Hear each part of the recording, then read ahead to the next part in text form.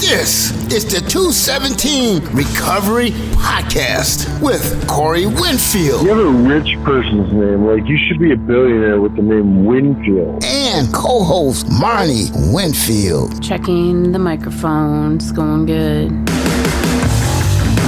It is the 19th of November. The year is 2022. My name is Corey Winfield. My name is Marnie Winfield. Name like Winfield, you should be a billionaire. Be nice. All right. So, another torrential downpour today of snow in Traverse City, Michigan. It's Michigan. not stopping. It's great. It's a perfect time to go out and go shopping. That's what we did. It was a great way to wake up. I woke up and you're like, it's so bad out. And I look out and it's just blizzard. It's like, this is great. Let's go shopping. Because think about it. A lot of people aren't going to be on the roads. Right. And then our car started acting up. Yeah, not good. The old check engine light came on. So I was like, well, braking alignment plus, I'll see you Monday. Definitely need to get it looked at. All early like. It's weird because it's just like stalling out. I'm just glad you were driving it when that happened. Because if I came back and I'm like, the car just stopped, you'd be like, what do you mean it just stops? Cars will just stop. What'd you do? We had a stop sign. What'd you do to it? Nah, but yeah, so it was like when you put it in reverse or put it in gear and go to take off. And first I thought it was because I had the Eco thing on. Eco Boost saves gas. It just like stalls out. Yeah. And I put it in reverse and it's just like, you got to put it back in park and start it back up again. And then it almost happened when we pulled out in front of people, which I think that would be really bad. That would be really bad. So Brake Alignment Plus in Traverse City. That's where I'm going. Here we come. You should go there too. No, they are big fans of ours and we're fans of them. And they help out the recovery community. So hell yeah, we support them. Yeah. So I do want to give a shout out to a guy. I'm not going to say his name because I'm going to talk about him. But he said he's going to fall asleep listening to our podcast tonight. Oh, nice. So it wasn't weird that he said that to me either. So talk extra soothing. Hi. No, he's a guy that I went to treatment with. The last time I was in treatment, he was in there. And I liked the guy. You know, like I don't even think we're in the same group, but we got out of treatment. And then, you know, how you kind of add people and add friends. And he jumped in the 217 Sober League right from the start. And he's been in and out. You know, I think he wants to be sober, but it's hard. You know, there's some stuff that he's got to figure out, just like I had to, just like you had to, you know, like all of us have to get to that point. Now, I'm not going to tell him to drive down to the sheriff's office and say, hey, book me in and charge me with a super drunk driving. I'm not going to say to do that, but some of the things that have helped me along the way were having consequences. You know, real consequences with the law, and just approaching it totally different. You know, trying to figure out, okay, what's my role in it all? You know, and how can I change myself? Because that's what I need to change. You know, and it's everything. Yeah. And you can go to 80 meetings a day. That's cool, but are you getting the stuff off your chest? Are you feeling better when you leave? Because that's the way that your brain, when you get in one of those situations where you're like, drink, your brain doesn't go there anymore. It goes, go to a meeting, because you like retrain it. But one of the things that really kind of helped me too early on is I heard a woman saying, I'm going to give my 6-month coin to my mom. And I decided to start giving all my coins to my mom. And then sometimes I'll get extra coins and I give one to like my sister, my brother, my stepdad, people like that kind of deserved them. You know, like, not that I could give a coin to everybody I did wrong, but those people that were in my life that kind of never gave up on me, you know, and it's like, hey, you know, this coin's for you. And that really kind of changed it, because at that point I had been through the whole coin thing enough. I was in I'm not getting more coins. I already got enough of those. Threw them away. But when it was brought up like that, like give it to somebody else, then I wanted to get the coins. And I couldn't wait to mail them out. You know, so it really was another thing that I added to the arsenal to keep myself sober. So that's something that, you know, I kind of suggested, like, hey, man, Give them to your son. You know, your son would love to have those. Yeah, You know? I love that idea. I think it's great. And hopefully he does. But I still like the guy. You know, I don't like people, or it's not like I don't like people just because they're in and out or they're struggling. Nah, it's not like that at all. You know, like I have plenty of friends that aren't in recovery. Yeah, I have a lot of confidence in the individuals. I'm thinking of somebody exactly kind of like that. There's a lady that has never stopped staying in touch. And she's just like, it's just so hard, Marnie.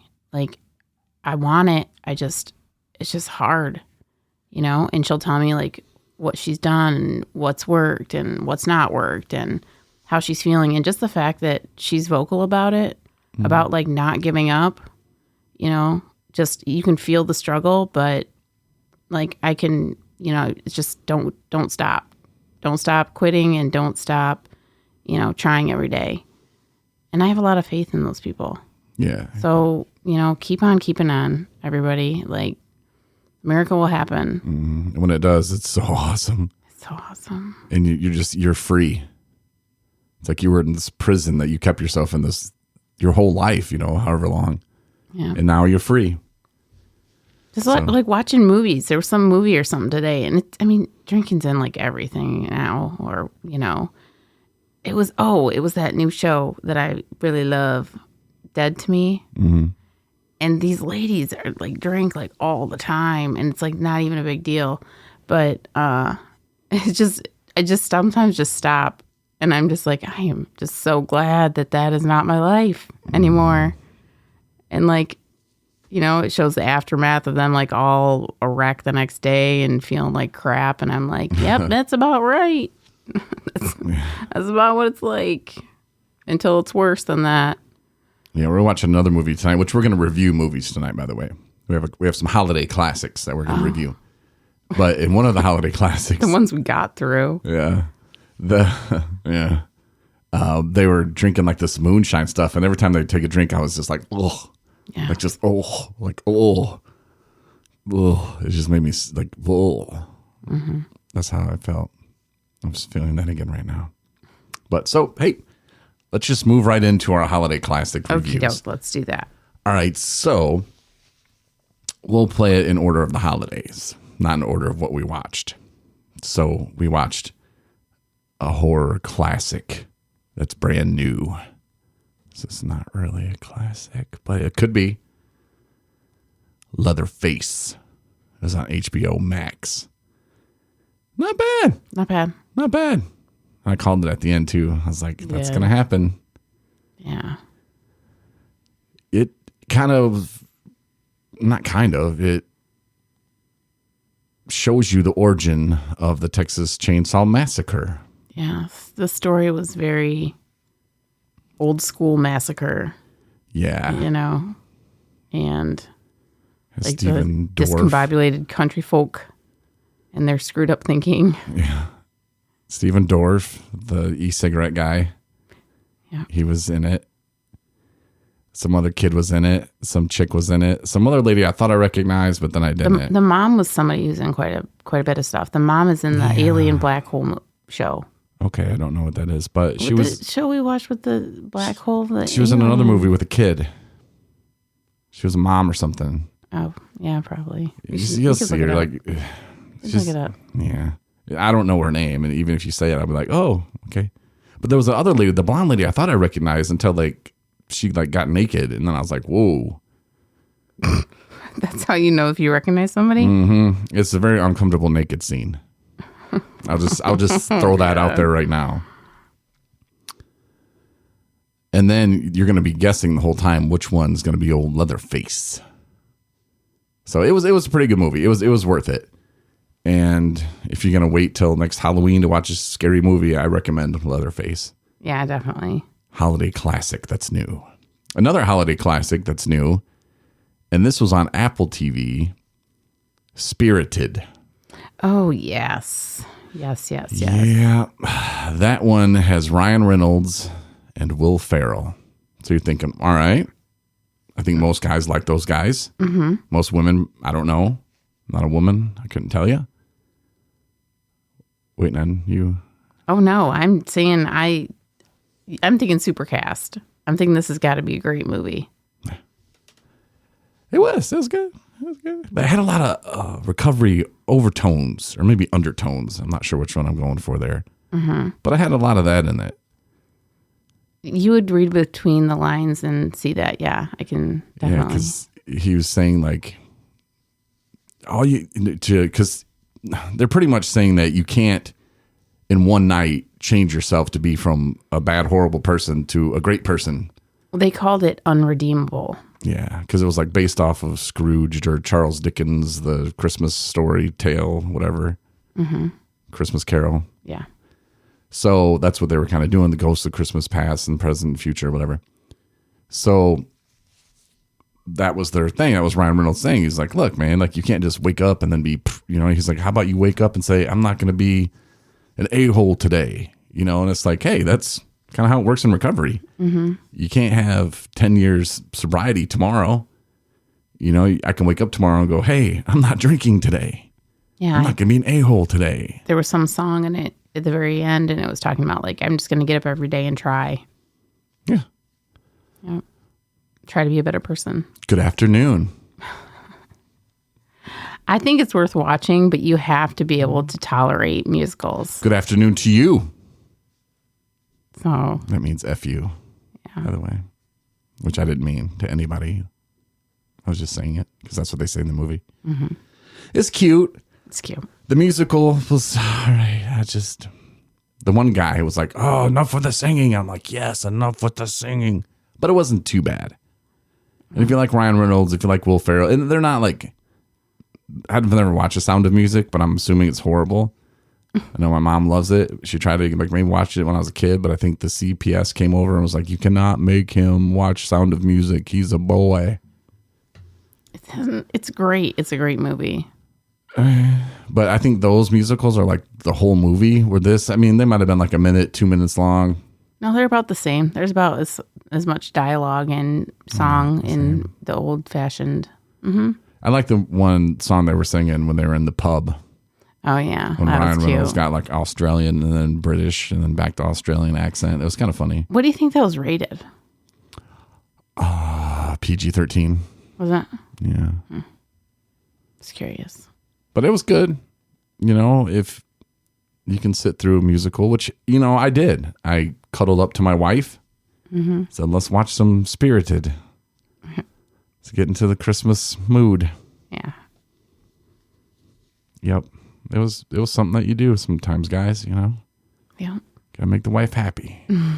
Stay awake. And then I was worried because I thought you were sleeping. I was like, oh, hell no. Like, if you're sleeping, we're turning this off. But you weren't. So I had to, stick it out with you. Yep. So I'd recommend both of those. Maybe in the same night. Watch Spirited and then watch Leatherface. Plus, if you're snowed in, then it's a perfect thing to do. Yeah.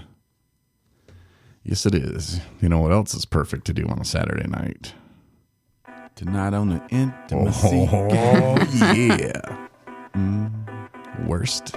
It's Saturday night, and that means one thing. Both gonna answer questions honestly.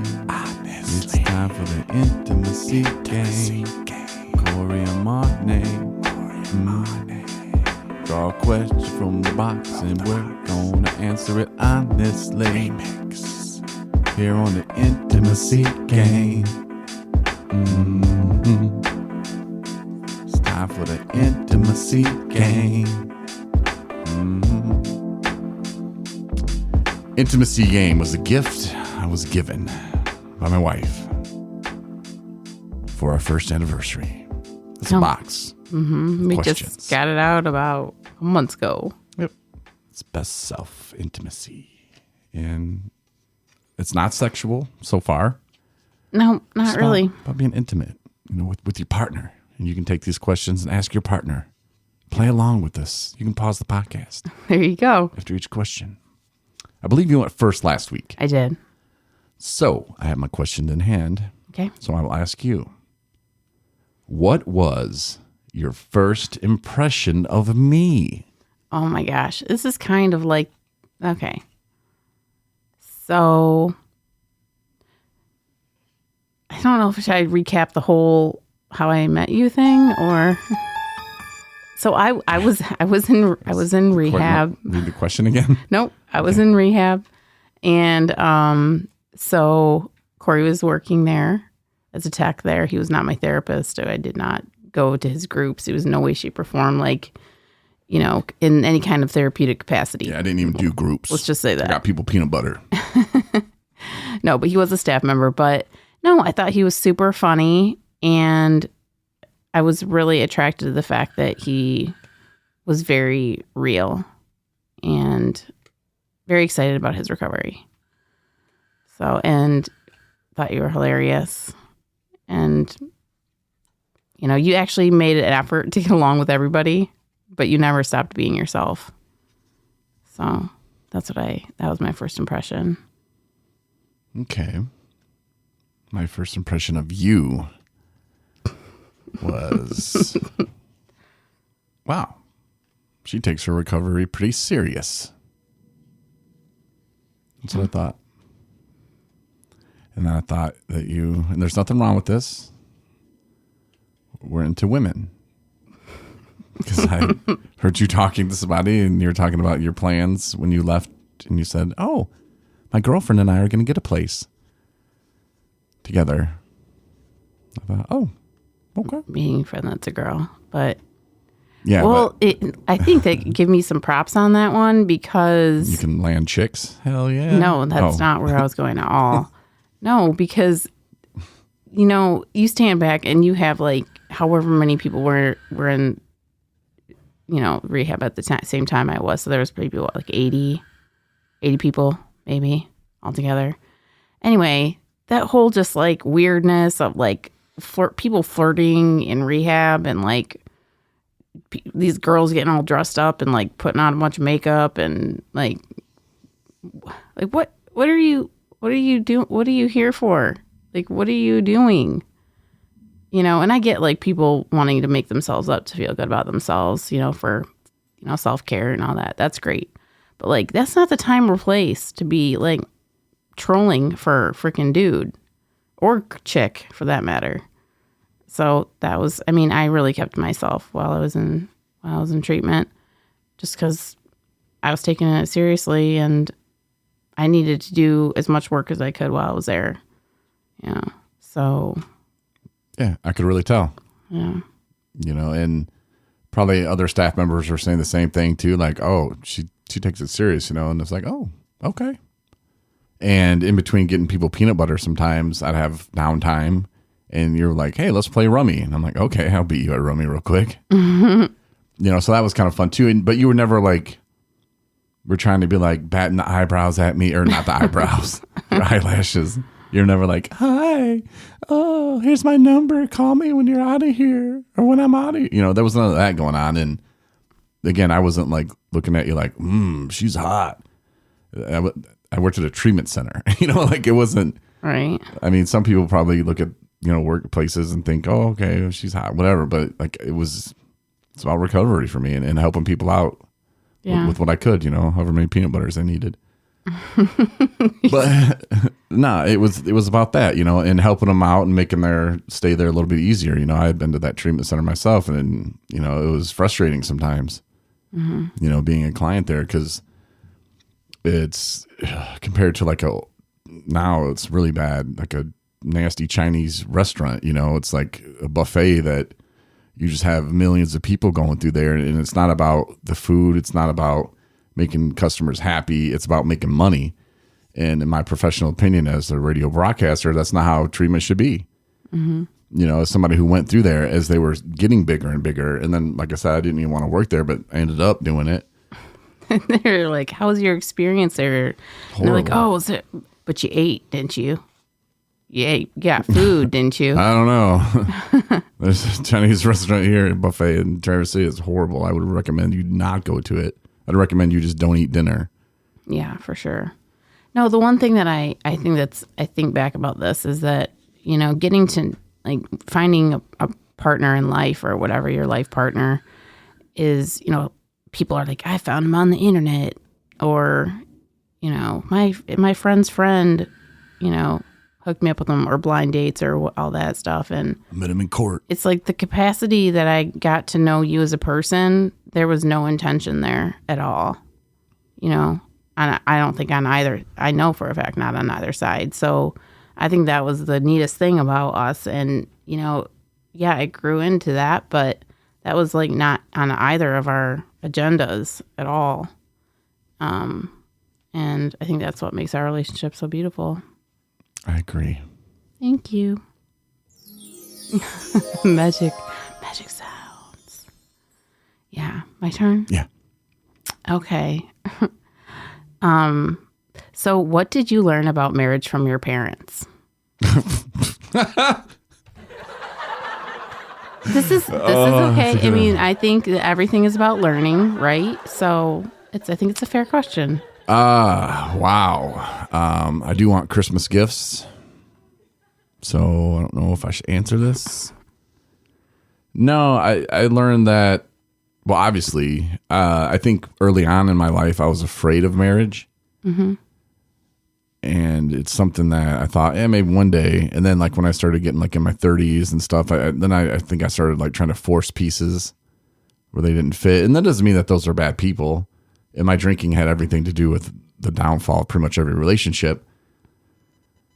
But it was, I don't know, the drinking had so much to do with that. But then there was a point where it's like, oh, I do want to get married. And then I thought that was impossible. I thought I would never get married. So I think just being afraid of, you know, getting attached too early like that and getting married. I think that's why I dated younger women, because I was like, well, they won't want to get married. You know, I don't know. And then, I don't know. It just, I think that's what I learned was to take it slow. Mm-hmm. Don't rush in. Even though I'm glad they did, because otherwise I wouldn't be here. Mm-hmm. So, I don't know. I guess that's not really an answer, but that's a good one because I still might get Christmas gifts. I like Christmas gifts. Thanks. No, I mean, I hesitated when I pulled this card because I was like, But I kind of am stepping back from the actual question, like thinking about like, you know, when two people get married, you know, even if a marriage fails, like it started somewhere. It started from a place of love, right? And obviously I wouldn't be here if that wouldn't have happened, and my siblings wouldn't be here. And I know it's like to be like, remember the good times, but there was a lot of good times that I remember in my very early childhood, early, you know, when my parents did celebrate each other.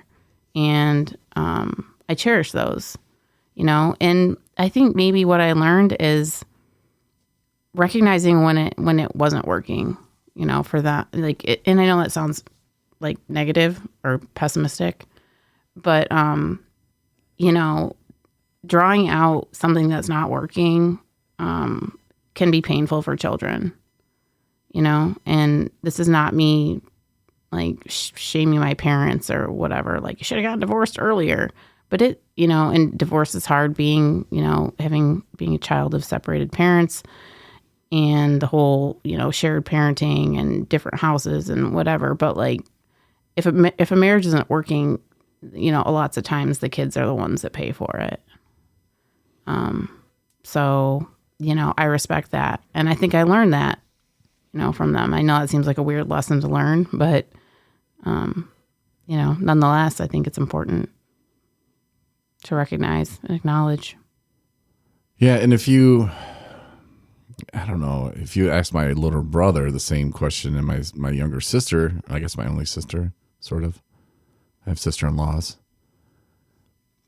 the answer would probably be a lot different. I think my younger brother, he takes it one step further and looks at the grandma and grandpa, you know, and my younger brother, we have different fathers. You know, his father's my stepfather, you know, still with my mother today.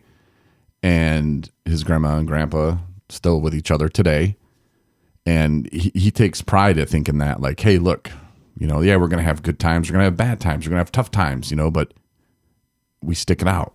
Mm-hmm. Where you ask my sister that in the circumstances that, you know, went on in her early adulthood led her to have a family, and it kind of same kind of path sort of that my mom kind of took. And, now she's divorced, so it's like one of those things where it's like, well, I'm not going to be unhappy the rest of my whole life. So let me just move on from this, and I like what my sister's doing with her kids though. She's, sharing the time. Hey, this 50-50. Mm-hmm. And yeah, she needs to go live her life too, for sure. Absolutely. She can't just be sitting at home making sweaters, and the kids need their father. She has 3 boys. Yeah. And I think that's very important. So I like what she's doing there. So if you ask them, it would be totally different. That's just my assumption of it all. Mm-hmm. Maybe it wouldn't. But that's just me stepping back and looking at the situation from other siblings. Yeah. I mean, everybody's experience is different. Everybody's relationships are different. And yeah. So, but reflecting on that question was, I don't know, I thought it was a good question. Yeah. Good job. Yeah. And with our marriage, I think that, yeah, there's good days, there's bad days. Mm-hmm.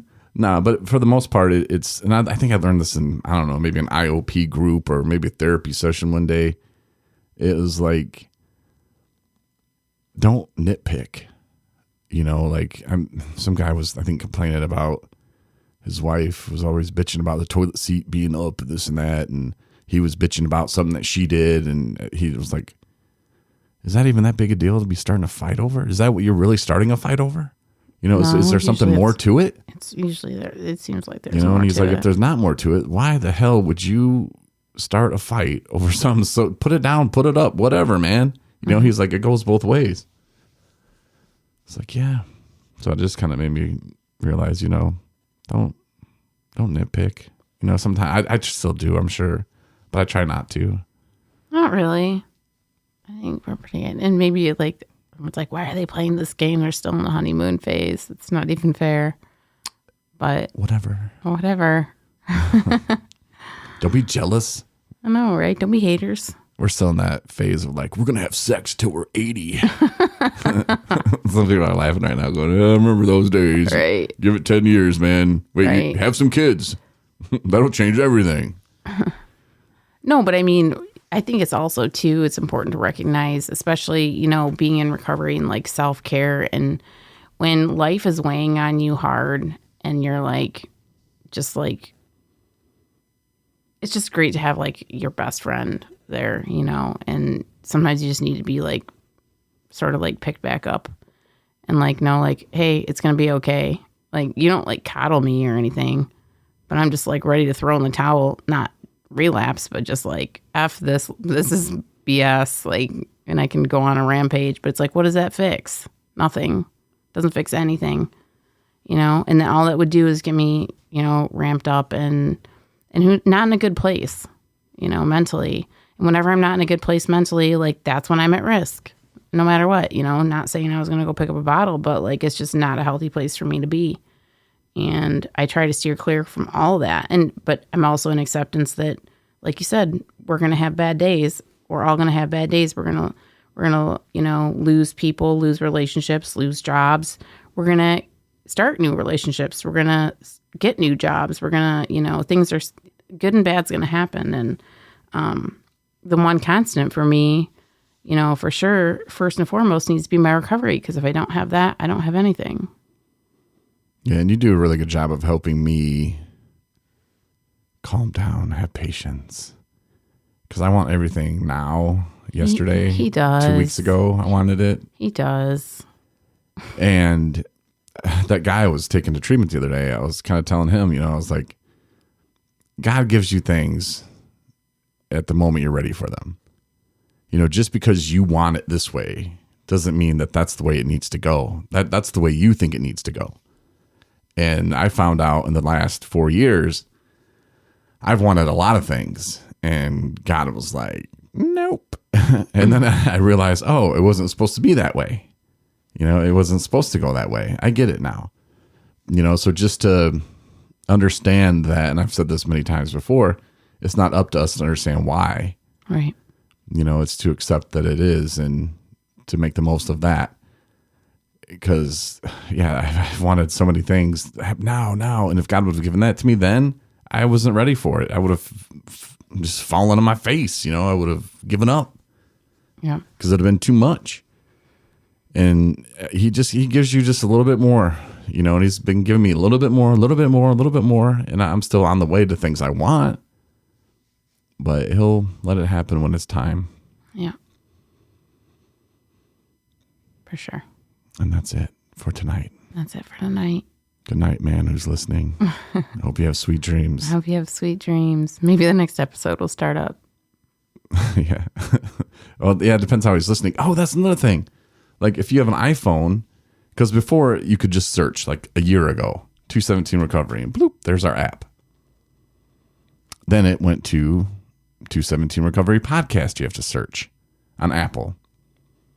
Now it says it's not available in your country, even though I have the app on my iPhone. Yeah. So what's that mean? No new people can download the app? You can if you have an Android. What? Yeah. I need to look into that. If you go to our website too, there's like little links to it, and you click it, and nope, it says not available in this country. Okay, we need to look into that. I already sent an email. But in off other countries? to the Subsplash people. You can get it in other countries? I guess. I don't know. Let us know if you're listening over in Russia. Got ancestors over there. Yeah. I guess not ancestors. I have relatives. Yeah. They just don't know who I am. I wonder if they do that. I wonder if they look up, how like if I'm looking up like, oh, here's my ancestors. This is where they're from. I wonder if they look up like, oh, remember great Aunt Virginia who moved over to Kansas and Iowa and then moved to Michigan and had these kids. I wonder what they're doing now.